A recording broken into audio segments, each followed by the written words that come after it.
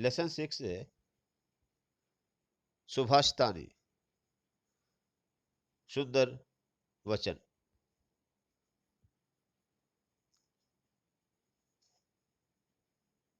प्रस्तुत पाठः, यह पाठ विविध ग्रंथात, विभिन्न ग्रंथों से संकलितानि, संकलित, संकलितानां 10 सुभाषितानां संग्रहो वर्तते।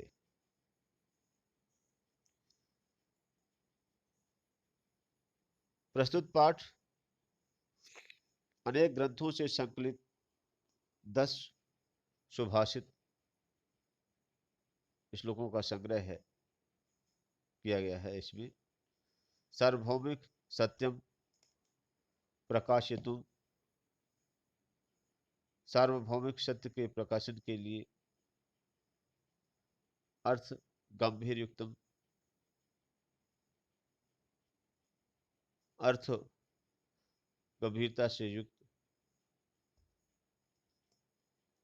पद्यमयी प्रेरणात्मिका रचना, पद्यों से युक्त प्रेरणादायी रचना, सुभाषितम इति, सुंदर वचन, इस प्रकार कथ्यते, कहते हैं। अयम पाठांश, यह पाठ्यांश परिश्रमस्य, परिश्रम के महत्व, इस पाठ्यांश में परिश्रम के महत्व को, क्रोधस्य दुष्प्रभाव, क्रोध के दुष्प्रभाव को, सामाजिक महत्व, सामाजिक महत्व को, सर्वेषां वस्तुनां उपादेयता, सभी वस्तुओं की उपयोगिता और बुद्धि वैशिष्टम, बुद्धि की विशिष्टता, इत्यादि इत्यादि विषयान, विषयों में प्रकाशित, प्रकाशित करता है। बच्चों सॉरी, खांसी आ गई, तो यहाँ आपको ये बताना चाहते हैं कि सबसे पहले इस पाठ की हम आपको समरी बता दें। इस पाठ में है क्या? इस पाठ में देखिए, संस्कृत साहित्य में जिन पद्य श्लोकों को सार्वभौमिक सत्य और सुचारू रूप से प्रस्तुत किया है, उसको जो तो सुभाषित कहा गया जाता है। नेचुरल ट्रुथ जो होता है। इस पाठ में 10 सुभाषित श्लोकों का संग्रह है। इसमें से परिश्रम का महत्व है, क्रोध का दुष्प्रभाव है, मानव प्रकृति हो गई, वस्तुओं की उपादेयता हो गई, बुद्धि की विशेषता हो गई, इन विषयों पर प्रकाश डाला गया है। शरीर में स्थित आलस्य ही मनुष्य का महान शत्रु है और परिश्रम के समान कोई भाई नहीं है जिसको करके मनुष्य दुखी नहीं होता। परिश्रम मेहनत करके आदमी कभी दुखी नहीं होता। दूसरे उसमें देखिए, गुणी मनुष्य ही गुण को जानता है, निर्गुणी नहीं। बलवान बल को जानता है, निर्बल नहीं। बसंत का गुण कोयल जानती है, कौवा नहीं। शेर का बल हाथी जानता है, चूहा नहीं। तीसरे में देखिए, जो मनुष्य किसी कारण से क्रोधित होते हैं, उस कारण को समाप्त, उस कारण की समाप्ति पर प्रसन्न हो जाते हैं। परंतु जो अकारण क्रोधी हैं, उनको कौन संतुष्ट कर सकता है?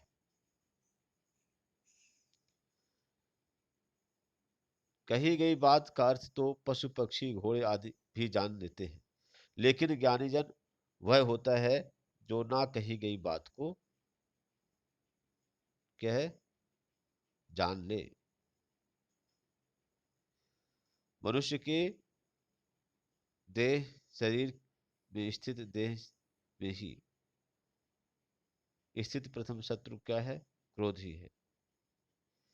जैसे लकड़ी में स्थित अग्नि ही लकड़ी को जला डालती है, वैसे ही शरीर में स्थित क्रोध मनुष्य को जला देता है।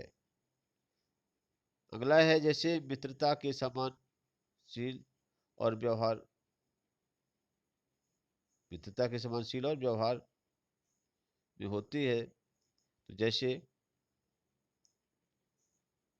मृग मृगों के साथ, गाय गायों के साथ विचरण करते हैं, वैसे ही मूर्ख मूर्खों के साथ और बुद्धिमान ज्ञानियों के साथ मित्रता करते हैं। दोस्ती समान जो तो शीलता में और व्यवहार में होती है, उसी नीच में नहीं होती है। फल व छाया युक्त महावृक्ष संरक्षण के योग्य है। यदि दुर्भाग्य से वृक्ष फलहीन है तो छाया तो सदैव देता ही है। अक्षर मंत्र हीन नहीं होता, औषधि मूलहीन नहीं होती, पुरुष अयोग्य नहीं होता। वहां योजक दुर्लभ है, अर्थात पारखी ही वस्तु की परख करता है। महान पुरुष संपत्ति और विपत्ति में संभाव होते हैं, जैसे सूर्य उदय व अस्त समय एक ही रूप में लाल रंग का ही होता है।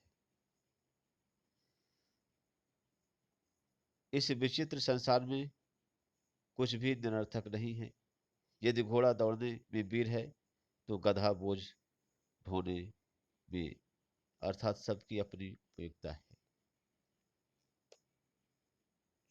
ये हुआ जो आपके जो सुभाषित 10 श्लोक थे, इनका सारांश। अब हम एक एक करके इनकी व्याख्या करते हैं। और पहला है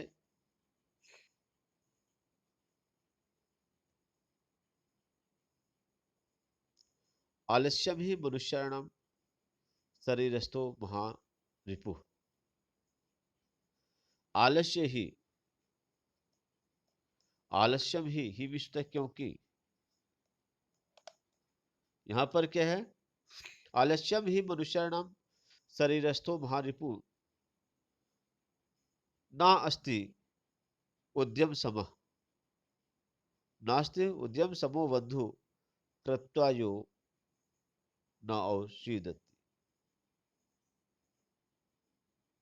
यहां पर ना प्लस अस्ति प्लस उद्यम प्लस समूह, ना प्लस अस्ति प्लस उद्यम प्लस समूह, नास्ति उद्यम समूह बंधु।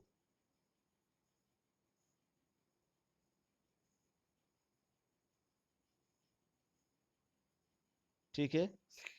आलस्यम ही मनुष्याणाम शरीरस्थो महान रिपुः नास्ति उद्यम शमो बंधु कृत्वायम नौषीदति। आलस्य ही विशुद्ध है, पर क्योंकि आलस्य ही मनुष्याणाम विशुद्ध है, मनुष्यों के शरीरस्थों में, शरीर में स्थित रहने वाले महान रिपु भी महान दुश्मन है। आलस्य ही मनुष्य के शरीर में स्थित सबसे बड़ा दुश्मन है। ना अस्ति उद्यम समो बंधु, उद्यम के समान, परिश्रम के समान कोई बंधु नहीं है। कृत्वा विष करके, यम विष, इसको जो है ना औषीदति, ना विष नहीं, औषीदत में तो है दुखी होता है। इसे जो इसको कर लेता है वह दुखी नहीं होता। मतलब जो मनुष्य परिश्रम कर लेता है वह कभी दुखी नहीं होता। तो यहां पर आलस्यम ही मनुष्याणाम शरीरस्थो महान रिपु, आलस्य ही मनुष्य के शरीर में स्थित सबसे बड़ा दुश्मन है। ठीक है। ये सुभाषित श्लोक है। इसमें से क्या कहा गया है कि आलस्यम ही मनुष्याणाम शरीरस्थो महान रिपु, आलस्य ही मनुष्य के शरीर में स्थित सबसे बड़ा दुश्मन है। फिर आगे कहते हैं ना अस्ति उद्यम समो बंधु, ना अस्ति ना ही है उद्यम, उद्यम इस परिश्रम मेहनत है ना, तो उद्यम के समान कोई भाई नहीं है, बंधु नहीं है। क्योंकि कृत्वा माने उद्यम करके, यम विशेष को, इस उद्यम को करके ना औषधति, ना विष नहीं, औषधति में कष्ट पाता है, दुखी होता है। उद्यम करके मनुष्य क्या है, कभी भी दुखी नहीं होता, अर्थात परिश्रमी व्यक्ति हमेशा सुखी रहता है। और आलस्य करने वाला व्यक्ति क्या होता है, हमेशा दुखी रहेगा, क्योंकि आलस्य तो शरीर का दुश्मन है।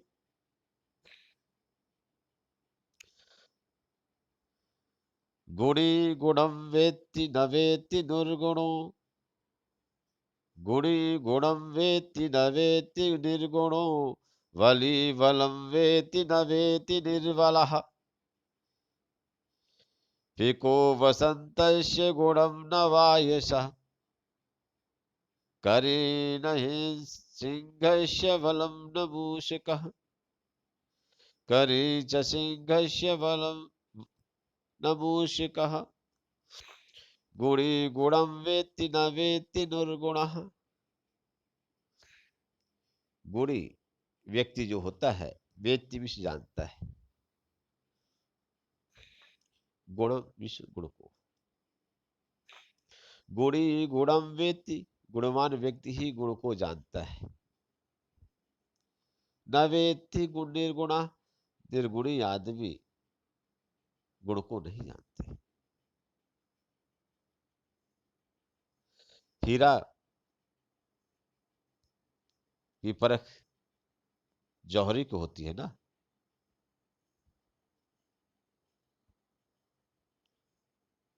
तो गुणवान व्यक्ति ही गुण को जानते हैं, निर्गुणी व्यक्ति नहीं जानते हैं। बलि बलम वेत्ति न वेत्ति निर्बला, बलवान व्यक्ति ही बल को जानता है, न वेत्ति निर्बला, निर्बल व्यक्ति, कमजोर व्यक्ति, दुर्बल व्यक्ति बल को नहीं जानता, क्योंकि उस पर सही नहीं ना, कैसे जानेगा। पिकोवत वसंतस्य गुणम न वायसा, पिक को, कोयल को वसंत के गुण का ज्ञान है, कौवा को नहीं। वसंत क्या है, इसका ज्ञान किसको है, कोयल को है, कौवा को नहीं रहता। वायसा भी क्या होता है, कौवा। करी, करी मतलब होता है हाथी, करी चाबीस होता है, और सिंघस्य बलम, हाथी को शेर का बल मालूम है,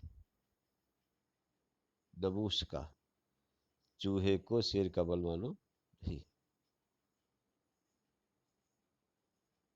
ठीक है।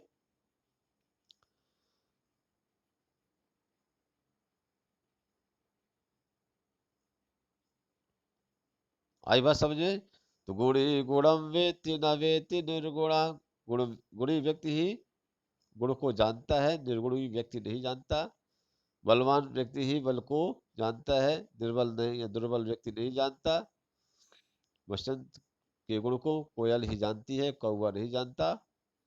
और शेर की ताकत को हाथी जानता है, चूहा नहीं जानता। ठीक है। इस तरीके से क्या है, ये आपका दूसरा हुआ, सुभाषित हुआ, है ना। अब चलते हैं थर्ड में।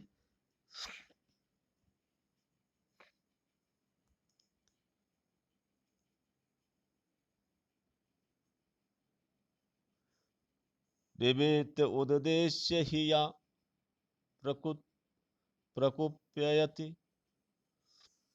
ध्रुवं स तस्यापगमे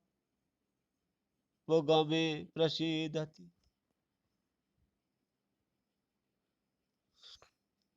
निमित्य निमित्यम निमित्य निमित्यम, फिर क्या है? उद्देश्य। निमित्तम उद्देश्य, फिर क्योंकि यह प्रकुप्ययति। निमित्तम इस कारण, और प्रकुप्यति भी होता है अधिक्रोध करता है।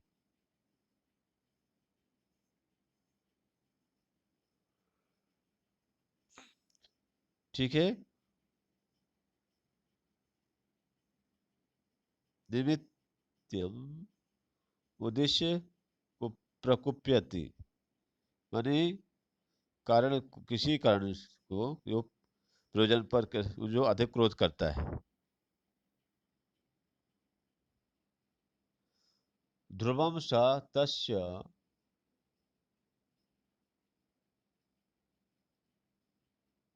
अपगमे प्रसीदति। तस्य प्लस अपगमे, तस्य अपगमे, तो निश्चय ही क्या होता है? ध्रुव निषद निश्चय ही, अपगमे विष्णु समाप्त होने पर। जो किसी कारण के प्रयोजन पर अधिक गुस्सा करता है, वह उसके कारण को क्या है? समाप्त होने पर प्रसन्न होता है।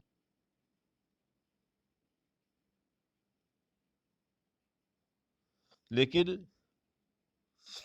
अकारणम अकारणम, बिना कारण के, द्वेषी, अकारणम द्वेषी, बिना कारण के द्वेष करने वाला। अकारणम द्वेषी मनस्तु यस्य वै, जो बिना कारण के, मनस्तु, मनः प्लस तु मनस्तु, मन, यस्य मीन्स जिसका, वह मीन्स यहाँ पर जो, जिसका मन क्या है?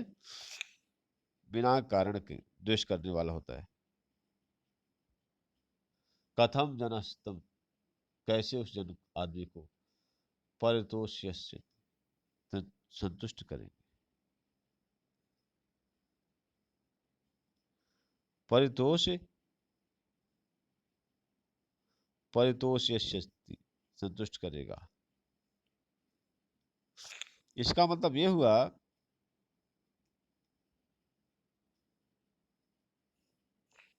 यह निमित्तम उपदेश्य प्रकुप्यति सातस्य अपगमे ध्रुवम प्रसिद्धति। राइटर यहां पर यह बताना चाहते हैं कि जो बिना कारण के, है ना, ये कहना चाहते हैं कि जो जैसे कारण है तो ठीक है भाई, कोई व्यक्ति है, अगर किसी कारण से गुस्सा हो गया, है ना, कुछ काम बिगड़ गया, तो भाई काम बिगड़ गया तो क्या है, वो गुस्सा होगा। काम बन जाएगा तो क्या, खुश हो जाएगा। जो व्यक्ति क्या बिना किसी कारण के ही गुस्सा रहता है, तो कैसे खुश होगा? उसको कैसे खुश किया जा सकता है? कहने का मतलब इसका ये है,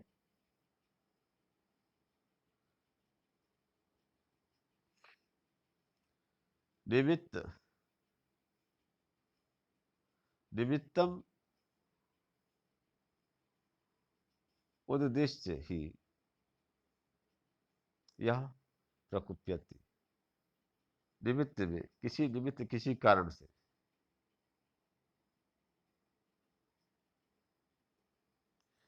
किसी कारणवश जो यह निमित्तम उद्देश्य ही, किसी निमित्त, किसी उद्देश्य से यह जो प्रकुप्यति गुस्सा होता है, जो व्यक्ति किसी कारणवश क्या होता है, किसी निमित्त से, किसी कारण से नाराज होता है, ध्रुवम ही, ध्रुवम सा निश्चय ही वह, तस्य अपगमे प्रसिद्धति। वह बात जब चली जाएगी, उस व्यक्ति के उस बात की समाप्ति पर वह क्या हो जाता है, खुश हो जाएगा। ठीक है, उस बात के समाप्त होने पर वो क्या हो जाएगा, खुश हो जाएगा। मान लीजिए कि जैसे कहीं पर किसी ने क्या है, भाई आपके पेरेंट्स ने या आपने कमरे की सफाई नहीं की,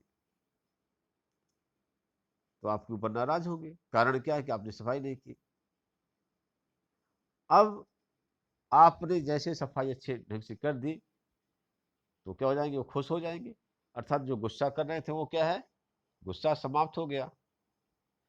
तो ये है निमित्त है, मतलब किसी न कुछ कोई ना कोई क्या, गुस्सा होने का अगर कोई कारण होता है, तो जैसे वो कारण वो क्या, जैसे समाप्त हो जाएगा, तो गुस्सा भी समाप्त हो गया, मतलब सामने वाला खुश हो गया। लेकिन अकारणम द्वेषी, जो व्यक्ति क्या है, ऐसे मनस्तु, ऐसे लोग जो है, ऐसे मनुष्य जो कि क्या है, बिना रीजन के भी क्या है करते हैं, जो द्वेष भावना रखते हैं, जो नाराज होते रहते हैं, है ना,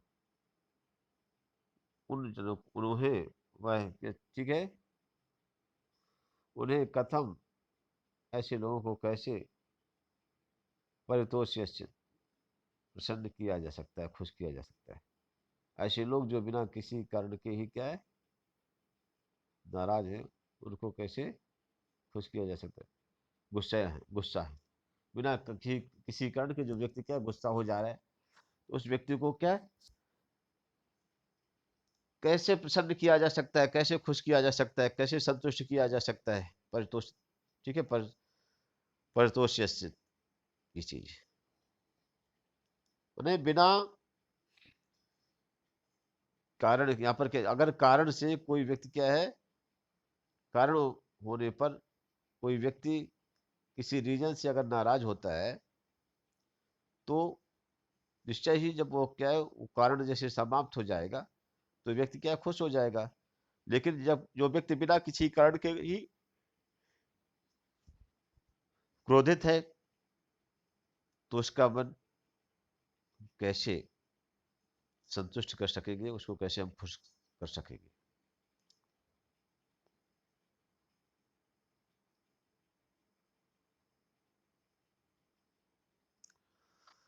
उदीरितो अर्थ पशुनाप ग्राह्यते, हयास्य नागास्य वहन्ति बोधिताः, अनुक्तमा अनुक्तमपहूयन्ति पंडितो जनः। अनुक्तम अप आ- आहूयति पंडितो जनः, परे ज्ञान फला ही बुद्धया। यहाँ पर जैसे मैंने बताया था कि भाई आपने बोल दिया, तो बोलने को तो क्या है, बोलने की बात को तो क्या है, सब कोई जान जाता है ना, अर्थ लिए लेता है। लेकिन जो व्यक्ति क्या है, बोलता ही नहीं, बिना बोली गई बात को जो समझ जाए वही पंडित है, वही विद्वान है।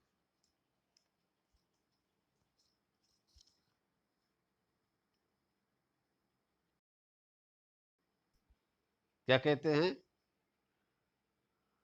उदीरिता, उदीरिता मतलब क्या होता है, कहा गया।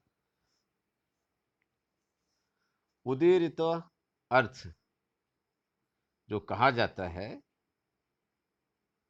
तो कहे गई बात के अर्थ को क्या है, पशु नाम ग्रह्यते, उसको पशु भी क्या है, ग्रहण कर लेता है।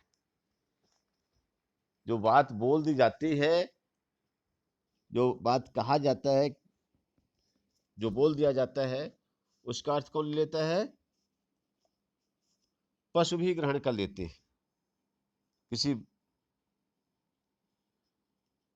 भाई आपने किसी भी जानवर को आवाज दी, कुत्ता है, गाय है, तो उसको अगर आपने आवाज़ दिया, उसे डांटा, मुंह से बोल दिया, तो इसका अर्थ वो निकाल लेता है। आपने प्यार से बोला दिया तो अर्थ निकाल कर पास में आ गया, डांट दिया तो भाग गया। तो क्या कहा गया है? उदीरितः, उदीरितः अर्थ, उदीर तो अर्थ, उदीर तो अर्थ माने कहा गया, जो बोल दिया गया है, उसका अर्थ पशुनापि, पशु धन अपि, पशुनापि, और ग्रह्यते प्राप्त करता है, ग्रहण कर लेता है। माने पशु के द्वारा भी कहा गया जो है अर्थ ग्रहण कर लिया जाता है। हयाश्च नागाश्च वहन्ति बोधितः, हयाश्च, हय विष्णु घोड़ा, नागाश्च, नागा मतलब क्या? हाथी, बोधिता, वहन्ति माने बताए गए को समझते हैं, जो बताई गई बात को क्या समझते हैं? बताए गए इशारे पर जो चलते हैं। लेकिन अनुक्तम जो क्या है? अनुक्तम, अब जो जो तो कहा गया है, क्या? अनुक्त जो नहीं कहा गया, अन प्लस उक्तम अनुक्तम, जो नहीं कहा गया, अपि भी, ऊहति, ऊहति, ऊहत मतलब होता है निर्धारित करता है। जो नहीं कहा गया है उसको निर्धारित करता है। अनुक्तम प्लस अपि प्लस ऊहति, अनुक्तम अपि ऊहति पंडितो जन, जो नहीं कहा गया है, ठीक है, तो पंडित जना माने ज्ञानी लोग उसका अंदाज कर लेते हैं। ठीक है,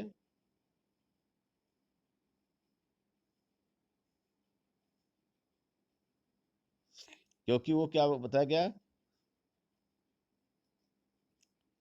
परे इंगत ज्ञान फला, यानी क्या है? संकेत जन ज्ञान रूपी फल वाले।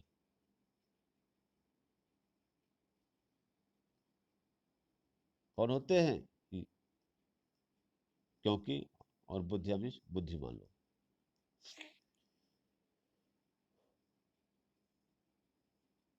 उदीरितो अर्थ पशूनापि ग्रह्यते, हयाश्च नागाश्च वहन्ति बोधिताः, अनुक्तमपि ऊहति पंडिताओ जनः, परे परिज्ञता ज्ञान फला ही बुद्धयः।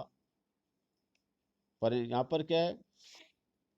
बुद्धिमान लोग जो होते हैं वो क्या है? दूसरों के संकेत जन ज्ञान को रूपी फल वाले होते हैं। कहने का मतलब ये है कि पशु के द्वारा भी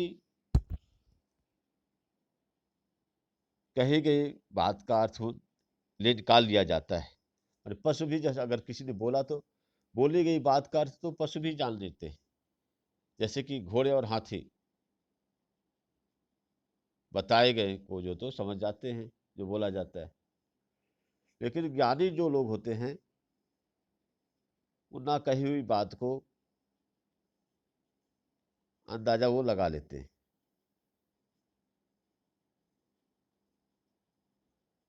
बुद्धिमान जो होता है दूसरों के संकेत जन रूपी ज्ञान, ज्ञान रूपी फल जो तो वाले होते हैं। ये है।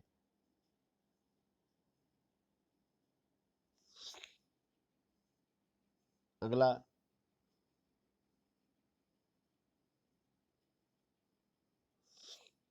क्रोधो ही शत्रु प्रथमो नराणाम, क्रोधो ही शत्रु प्रथमो नराणाम,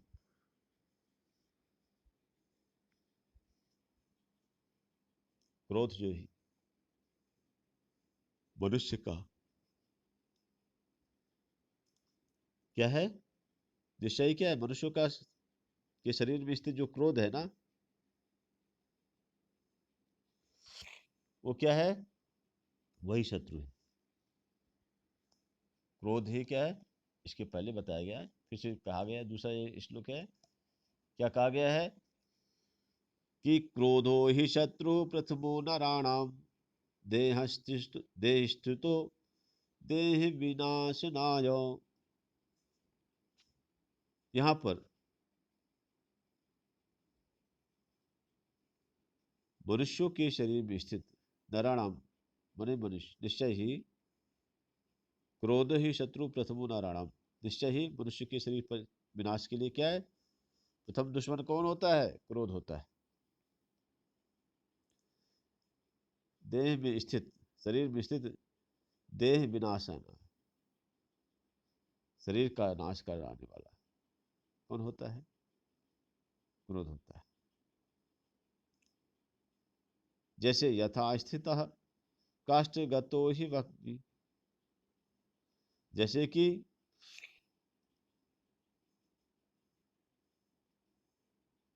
वहिन्य हमें होता है आग, जैसे काष्ठगतो काठवे में, लकड़ी में स्थित जो आग जो होती है, सा एव वहिन्यो दहते शरीरम, वही आग क्या है, शरीर को, लकड़ी को क्या जलाने में सहायक होती है। मतलब कि मनुष्य के शरीर में स्थित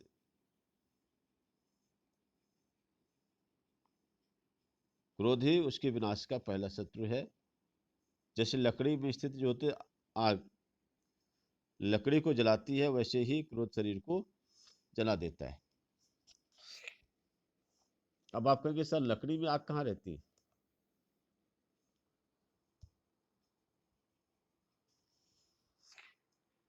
यहाँ पर कबीरदास जी ने कहा है,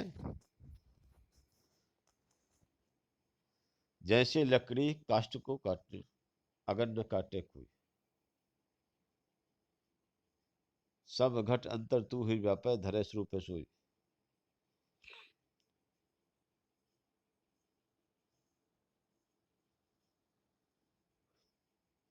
अग्नि उस लकड़ी में समाहित होती है,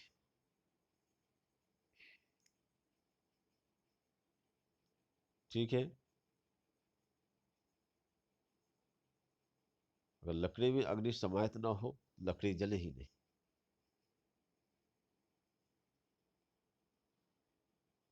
ये लोहा क्यों नहीं जलता है, तो देखिए क्रोधो ही शत्रु प्रथमो नराणाम, क्रोध ही मनुष्यों का सबसे पहला दुश्मन होता है। देह स्थितो देह विनाशनाय, देह में भले क्रोध स्थित रहता है, लेकिन फिर भी उसी जहां पर रहता है, जिस शरीर में क्रोध रहता है, उसी शरीर का वो विनाश कर देता है, विनाश के लिए होता है। जैसे कि कैसे विनाश कर देता है, जैसे यथा स्थिता, जैसे स्थित होता है, काष्ठ गतो ही वहीना, जैसे कि काष्ठ की लकड़ी के अंदर वहन भी अग्नि, जैसे कि लकड़ी के अंदर अग्नि होती है, सा एव वही दहते शरीर, वही अग्नि जो तो उसके शरीर को जला करके क्या करती है, नष्ट कर देती है। तो क्रोध ही मनुष्य क्या शरीर में स्थित पहला दुश्मन है। मनुष्य के शरीर में स्थित क्रोध ही सबसे बड़ा शत्रु है। वह देहहीन है, शरीर नहीं होता क्रोध के, फिर भी क्या है, जिस शरीर में स्थित रहता है उसी शरीर का विनाश कराता है। यह शरीर में उसी तरीके से रहता है जैसे लकड़ी में जैसे ना आग रहती है, ये दिखाई नहीं देती, लेकिन अंदर उसके अंदर आग तत्व क्या समाहित है।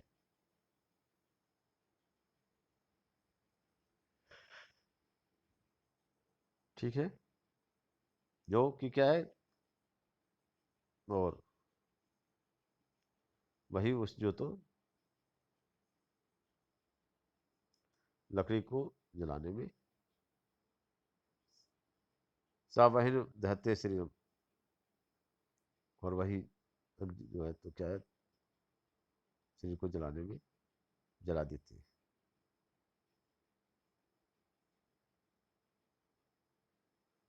मृगा मृगय,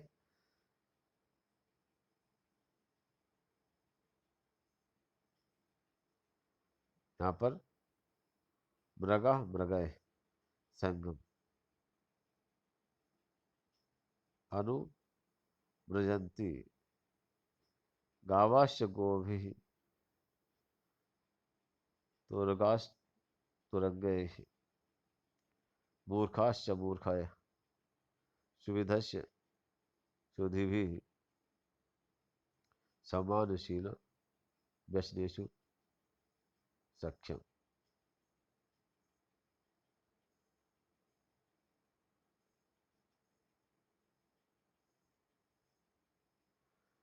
यहाँ पर